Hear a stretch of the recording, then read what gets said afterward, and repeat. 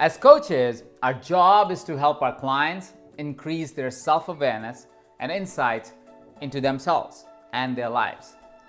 But do we spend some time doing that for ourselves? If you are like most coaches and entrepreneurs building a thriving business, you probably know that consistency is key. And to consistently grow your business, you have to consistently grow yourself. Enter self-coaching.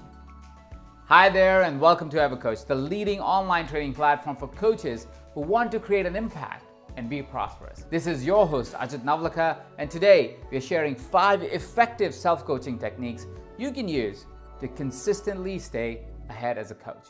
Before we dive into it, go ahead and smash that subscribe button to get notified every time we release a new video. They go out every week and they're all made for you and your coaching business.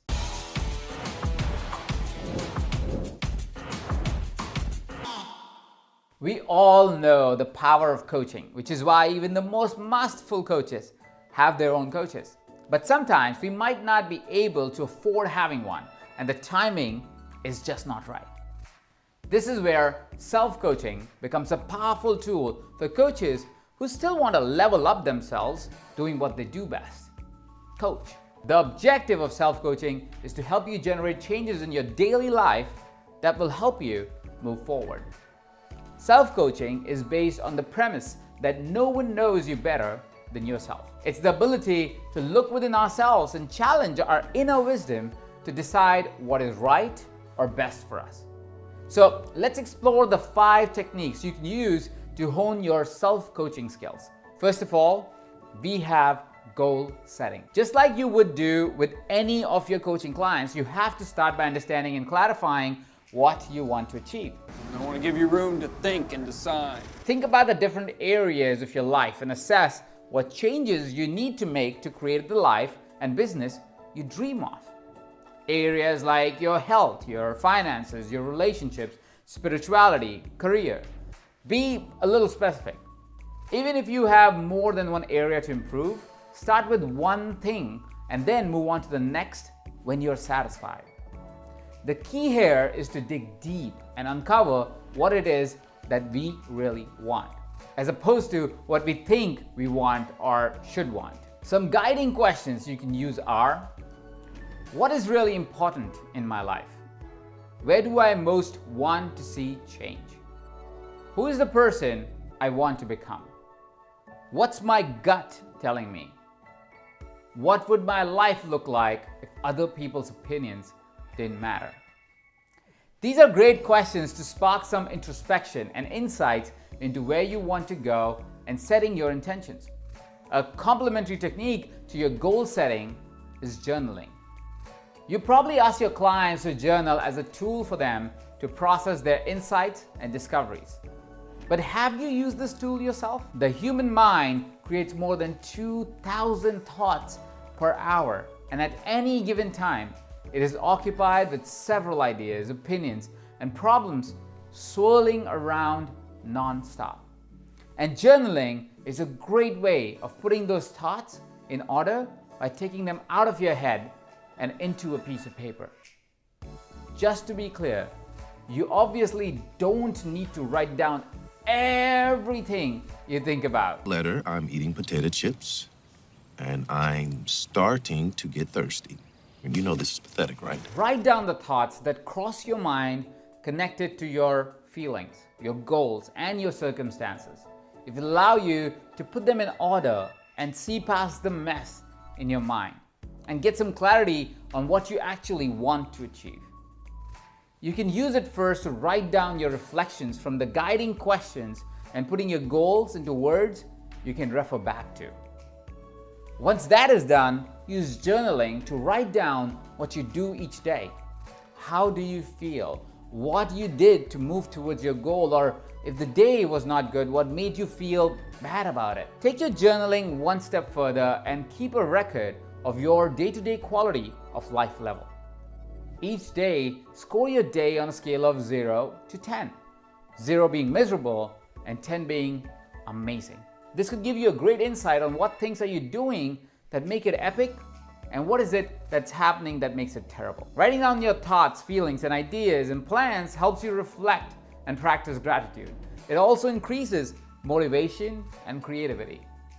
Do you practice journaling or a similar tool? Share your favorite tips in the comment section below for anyone who might be interested in trying it out. Now, on to technique number 3. Self-question your limiting beliefs. Limiting beliefs are false beliefs we acquire from making incorrect conclusions about anything in life. Many times, they are embedded in our brains because of the society we grew up in.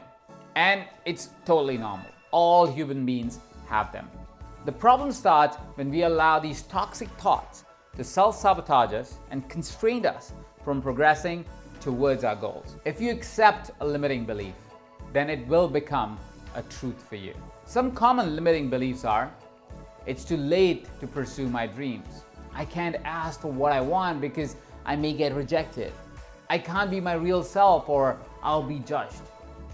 As a coach, you must be able to overcome these limiting beliefs to serve yourself best, and in doing so, create the impact you want to create in the world. So, whenever you hear those evil voices in your head trying to mess with you, call them out. You shall not pass! Use the self-questioning belief. Examine your behaviors and beliefs and the actions you're taking as a result of them. Pay close attention to your internal dialogue. Ask yourself, what assumptions am I making? How else might I view the situation? What am I not seeing or acknowledging? What could be more empowering belief? What's the easiest thing I could do right now? If I wasn't afraid, what's the first thing I would do to solve this issue? Ask questions that move you toward a solution rather than the problem. Being solution-oriented is one of the most efficient ways to self-coach yourself to success. If you practice this self-coaching tool regularly, you can train yourself to identify when your limiting beliefs try to hold you back and stop them right there. The next technique is quite straightforward. Build the right habits. A habit is a routine of behavior that is repeated regularly and tends to occur subconsciously. Our habits have the power to propel us to achieving our goals faster or stop us from moving towards it. So it's crucial that you nurture the habits that will support you in reaching your goals. This could be meditating, journaling, reading, waking up early, or eating healthier, just to name a few. If you don't have the right habits in place yet, find out which ones could be the biggest needle movers and start practicing them every day until they become a habit. You also need to identify which of your client habits are actually counterproductive to your efforts. Replace all the undesirable habits for new ones that contribute to your goals. Just don't start too many new habits at once. Too much change in a short period of time can be overwhelming and hard to keep consistent until they become a habit. Before you know it, you won't be able to keep up one day and you'll slide back into the bad habits because, they'll be waiting for you. I'm back! You definitely don't want that. So take one step at a time. Remove the bad habits first and start with one new habit. When it's consistent enough in your daily routine, start another one, and so on. The fifth self-coaching technique actually has nothing to do with self-coaching per se. It's about creating your support system. When you have a coach, they become your support system and your accountability partner. But just because you're not working with a coach doesn't mean you can't have a support system. Self-coaching becomes more effective when you have a network that will empower you and help you stay on track with your goals. Figure out who are the most important people in your life and involve them in helping you achieve your goals and the change you're looking for in your life or your business. Your circle also provides you feedback and ideas to contribute to your journey towards your goal. So create your support system. Ask them to keep you accountable and lean on them whenever times get tough. My wish for you is that you practice your self-coaching skills so you keep growing consistently and staying ahead of the game by becoming a better person and a better coach. Self-coaching is an effective way of practicing your coaching skills on yourself. Another crucial skill for coaches is understanding how human beings work to best support their transformation. We invited world-class coach Michael Neal for an interview where he reveals the principles of transformative coaching. You can sign up for this free masterclass on the link below in the description box. Do you struggle finding enough time to practice these techniques? Check out How to Manage Time Effectively video to get our best hacks for doing more in less time. What's your go-to self-coaching technique? Share it with us in the comment section below so we can all learn from each other. Wow, you made it all the way till the end. You deserve a standing ovation for investing this time in your growth.